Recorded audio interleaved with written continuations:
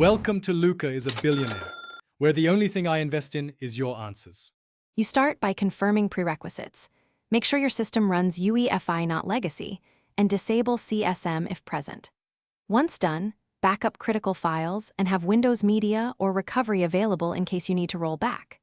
Reboot and press Delete or F11 to enter the MSI UEFI BIOS. If the board asks, set or record an admin password so you can alter secure boot keys. This ensures you can proceed without getting locked out later. You now navigate the Secure Boot settings. Enter Settings, then Security, and locate Secure Boot. Enable Secure Boot and set the mode to Standard, which loads platform keys, PK, key exchange keys, KEK, and the allowed database, DB. Make sure to choose Install Default Secure Boot Keys or Windows Mode to import Microsoft keys so the OS will boot. If you use Linux or custom kernels, consider enrolling vendor keys or use custom mode, but proceed only if you understand key. Finish by saving settings and rebooting. You should reach your operating system normally.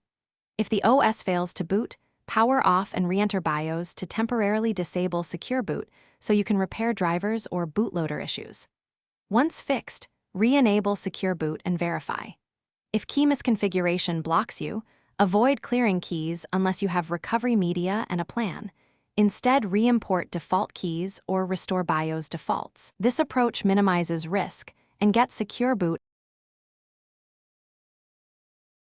Thanks for watching and please subscribe. It's the best investment you'll ever make.